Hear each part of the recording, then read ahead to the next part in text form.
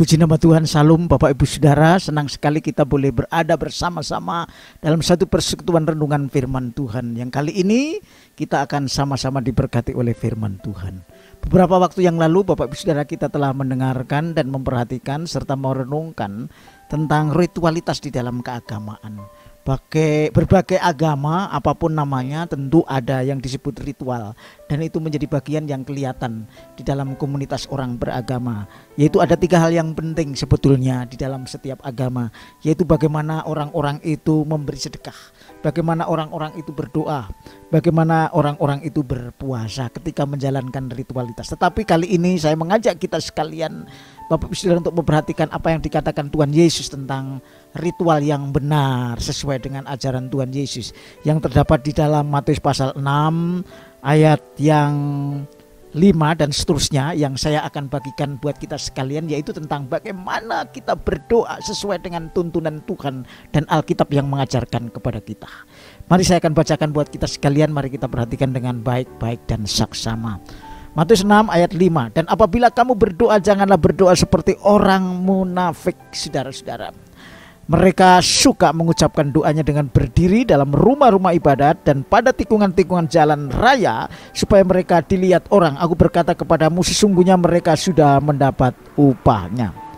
Bapak Ibu Saudara yang dikasihi Tuhan, ritualitas yang kedua tentang bagaimana orang Kristen berdoa itu sama halnya dengan ritualitas yang pertama, bagaimana kita bersedekah dalam hal kalau kita tidak sesuai dengan kehendak dan firman Tuhan. Tuhan mengecam, yaitu kalau saudara dan saya berdoa hanya supaya dilihat orang di tempat-tempat umum terbuka, sehingga seolah-olah kita menjadi benar ketika orang beragama adalah berdoa dengan demikian, maka itulah yang ditegur oleh Tuhan.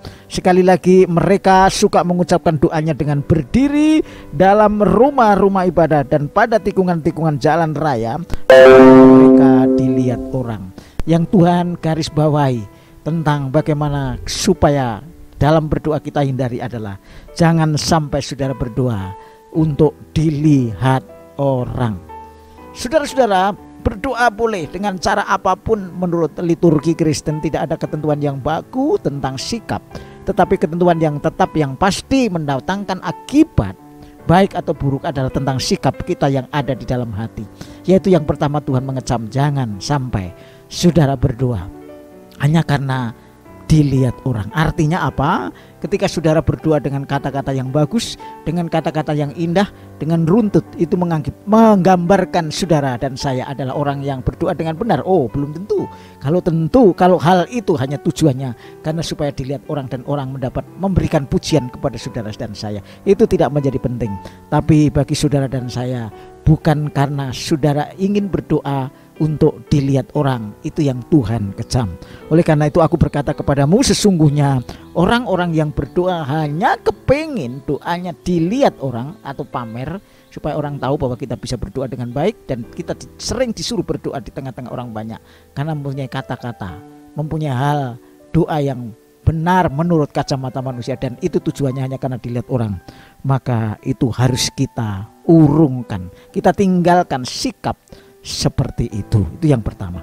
Tetapi jika engkau berdoa, kata Tuhan, masuklah ke dalam kamarmu, tutuplah pintu dan berdoalah kepada Bapamu yang ada di tempat tersembunyi, maka Bapamu yang melihat yang tersembunyi akan membalasnya kepadamu. Jadi yang benar, Tuhan memberi cara berdoa yang benar, yaitu dengan cara apa? Menutup pintu kamar. Itu tidak secara letterlek. Kalau saudara tidak ada kamar, tentu tidak harus ke kamar. Tetapi kalau saudara bisa menyembunyikan diri dari kerumunan orang banyak, menghindari supaya saudara tidak terganggu dalam pengertian, saudara menjadi orang yang terpuji karena doa saudara, maka itu yang saudara harus benar-benar lakukan.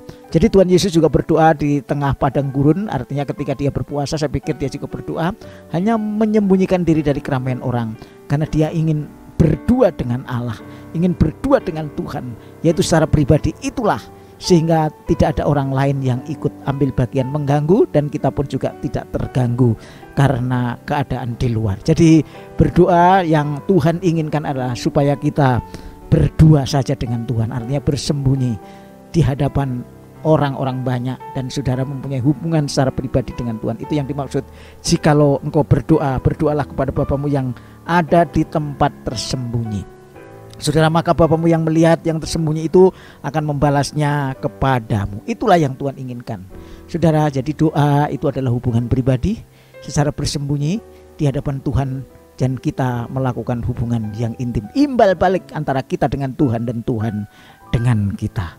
Saudara-saudara, di dalam ayat 7 dikatakan lebih tegas lagi pula, dalam doamu itu janganlah kamu bertele-tele seperti kebiasaan orang yang tidak mengenal Allah. Saudara-saudara, banyak orang yang mengira bahwa doanya banyak pasti jawabannya banyak.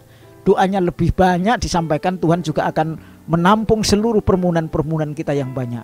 Ada permohonan A sampai Z, ada orang yang bermohon A sampai C, ada yang sampai G. Hanya yang lebih sedikit bahkan tidak pernah berdoa tentang permohonan. Tetapi ukurannya adalah bukan banyak sedikitnya kata-kata.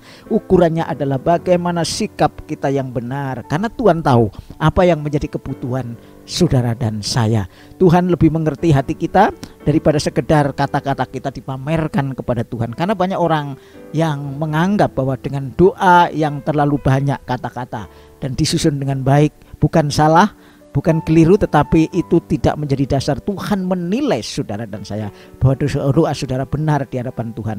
Karena Tuhan mengatakan, jika engkau berdoa, jika saya berdoa, jika kita berdoa, mari kita berdoa secara tersembunyi hanya di hadapan Allah. Berdua saja, biarlah orang lain tidak perlu tahu, karena kita hanya bercengkrama, kita hanya berdialog dengan Tuhan secara intim dan pribadi, dan itu berkaitan dengan masalah-masalah rohani yang menyangkut kehidupan yang baik untuk kita, supaya kita bertumbuh dalam iman. Yang kedua, supaya kita tidak mengandalkan dengan kata-kata, dengan perkataan, dengan narasi, dengan berbagai permintaan atau berbagai hal yang tentu bukan salah sih dalam pengertian kita butuh sesuatu, tetapi kadang-kadang kita terjebak dengan kata-kata kita seolah-olah Tuhan tidak mendengarkan karena kita belum pernah mengomong sesuatu kepada Tuhan.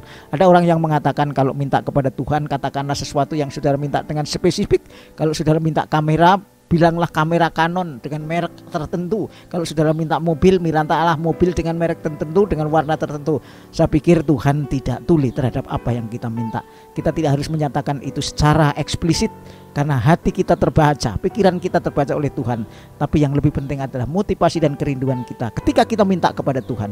Untuk apa tujuannya kita minta, dan berkat yang kita terima, apakah untuk kemuliaannya, untuk memberkati kita saja, atau juga untuk memberkati orang lain. Itu jauh lebih penting daripada sekedar ritualitas yang kita nyatakan di tengah-tengah komunitas orang banyak.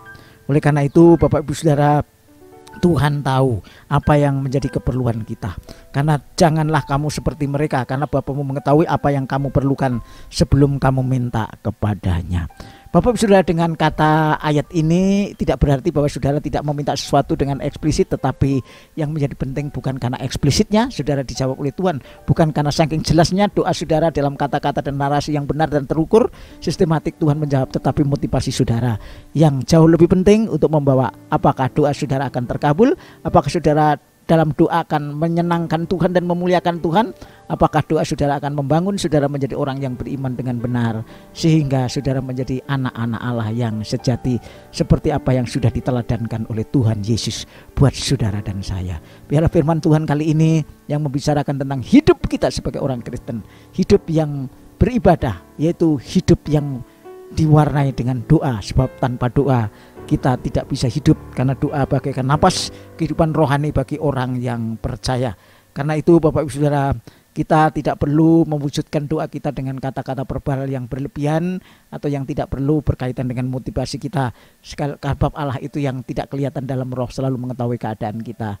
Tidak harus dengan kata-kata, tetapi dengan hati pun kita bisa berdoa dengan baik kepada Tuhan. Di dalam 1 Yohanes pasal 4 ayat 12 di sana dikatakan, tidak ada seorang pun yang pernah melihat Allah. Jika kita saling mengasihi, Allah tetap di dalam kita dan kasihnya sempurna dalam kita. Artinya apa? Allah kita itu tidak terlihat karena Allah itu roh. Tetapi itulah Tuhan ingin supaya kita berkomunikasi dengan Tuhan secara roh. Jadi tidak harus secara verbal seperti apa yang disampaikan oleh pemuka-pemuka agama yang dicekecam oleh Tuhan sebagai orang-orang Farisi yang waktu itu tentu keliru dalam mereka berdoa. Menganggapnya dengan cara demikian mereka telah dianggap benar dan dikabulkan oleh Tuhan, malah justru sebaliknya tidak akan mendapatkan apa-apa. Terima kasih, kiranya Tuhan Yesus memberkati saudara dan saya dengan renungan firman Tuhan ini, dan saudara boleh berdoa dengan benar. karena Tuhan adalah anak-anak Allah yang sejati di dalam Kristus. Haleluya. Amin.